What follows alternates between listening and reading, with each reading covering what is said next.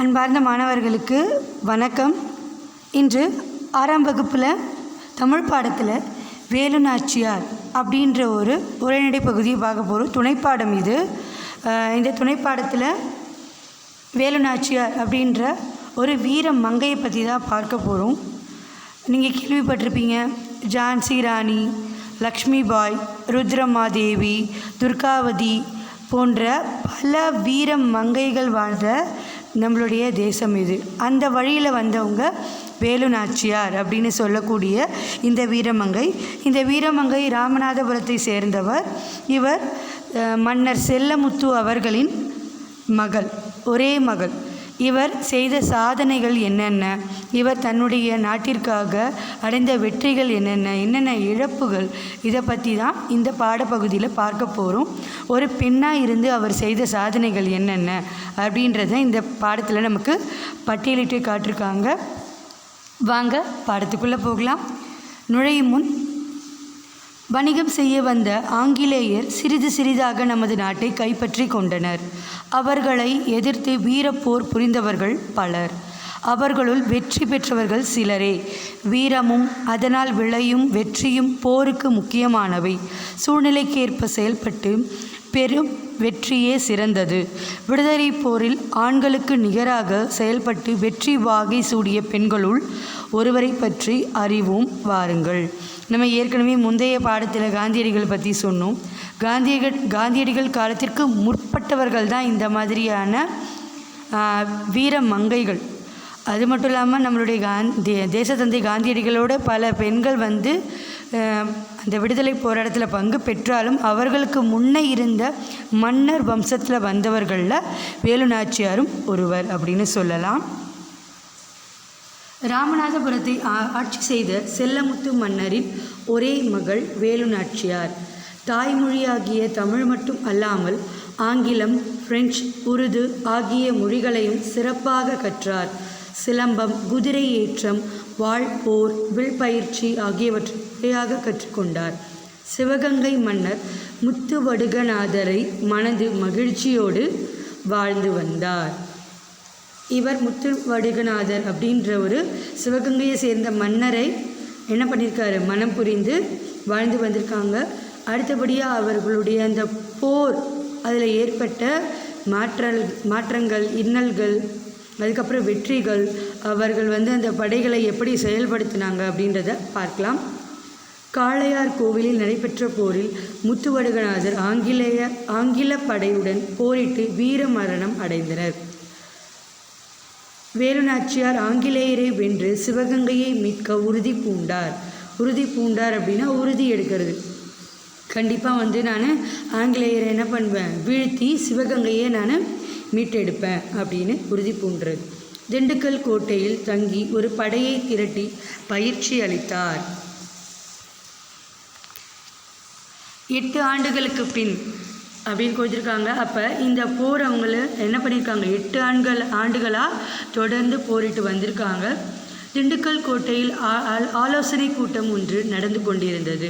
கூட்டத்தின் நடுவே வீரமங்கை வேலு நாச்சியார் அமர்ந்திருந்தார். அவரை சுற்றி அமைச்சர் தாண்டவராயன், தளபதிகளாக பெரிய மருது, சின்ன மருது மற்றும் குறுநில மன்னர்கள் சிலர் இருந்தனர். அவங்க என்ன பண்ணாங்க, ஆலோசனை கூட்டம் நடத்தி எப்படி எதிரிகளை போரிட்டு வீழ்த்தலாம் அப்படின்னு ஒரு கூட்டம் கூட்டியிருந்த பொழுது அவர்களோட இருந்தவர்கள் தான் பெரிய மருது, சின்ன மருது, அப்புறம் தாண்டவராயன் போன்ற பலர்.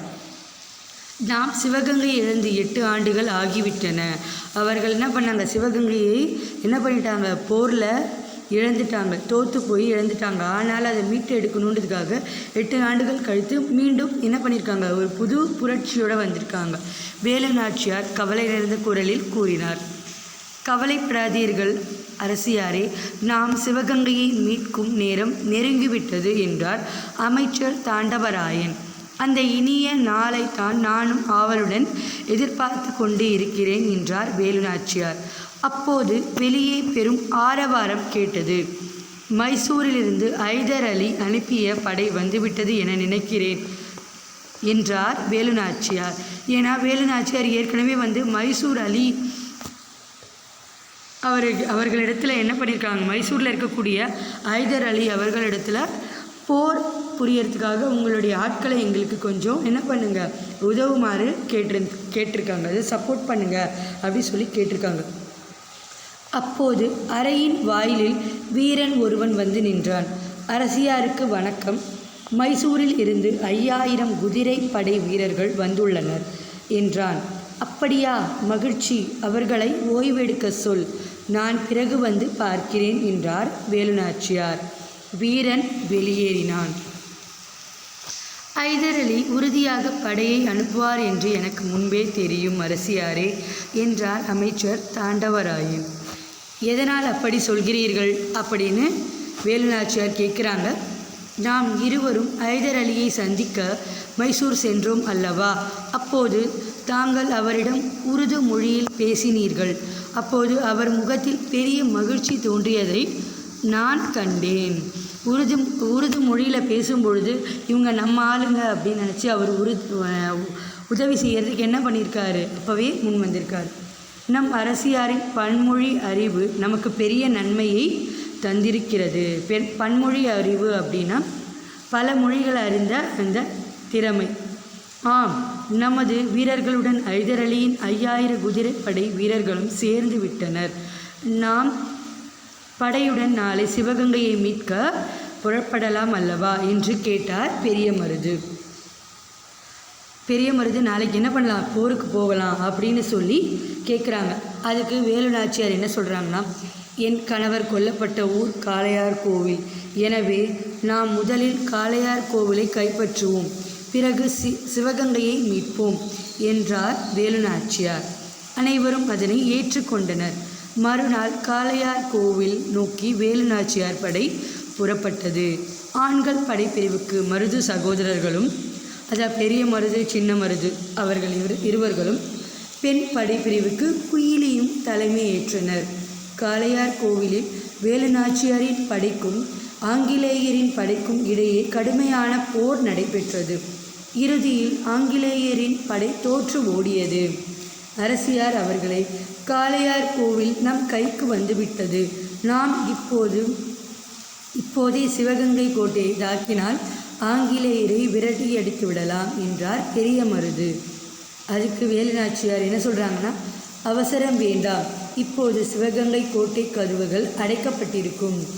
ஏன் அப்படின்னா, இப்போ விஜயதசமிக்காக என்ன பண்ணியிருப்பாங்க, கோட்டை கதவுகளை அடைச்சிருப்பாங்க. அந்த விழாவின் போது தான் அந்த கோட்டை கதவுகள் திறக்கப்படும் அப்படின்னு சொல்கிறாங்க.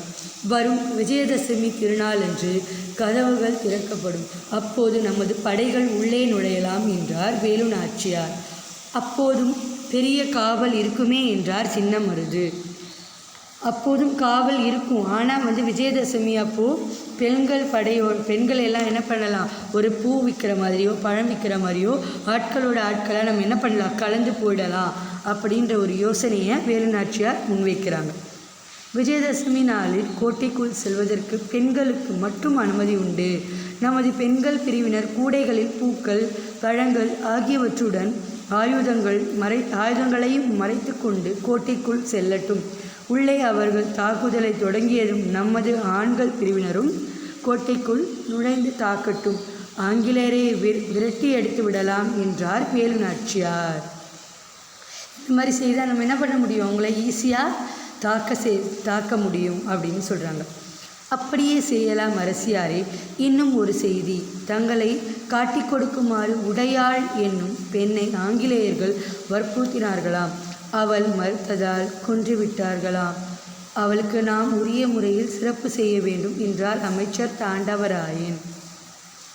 உங்களை காட்டி கொடுக்க சொல்லி ஆங்கிலேயர்கள் என்ன பண்ணியிருக்காங்க, உடையாள் அப்படின்னு சொல்லக்கூடிய அந்த பெண்ணை டார்ச்சர் பண்ணியிருக்காங்க. ஆனால் அந்த பெண் காட்டி கொடுக்காம தன்னுடைய உயிரை என்ன பண்ணியிருக்கா, தியாகம் செய்திருக்கா. அவளுக்கு ஏதானும் சிறப்பு செய்யணும். வீர மரணம் அடைந்த அந்த பெண்ணுக்கு நம்ம ஏதானும் ஒரு நினைவு செய்யணும் அப்படின்னு சொல்கிறாங்க. அவளுக்கு ஒரு நடுக்கல் நடுவதற்கு ஏற்பாடு செய்யுங்கள் அமைச்சரே. அவளது பெருமையை எல்லோரும் அறிந்து கொள்ளட்டும் என்றார் வேலுநாச்சியார்.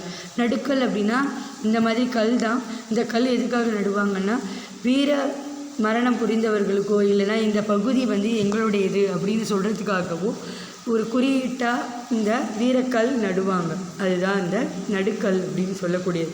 அப்படியே செய்வோம் என்றார் அமைச்சர். விஜயதசமிக்கு முதல் நாள் சிவகங்கையை நோக்கி புறப்பட்டது படை.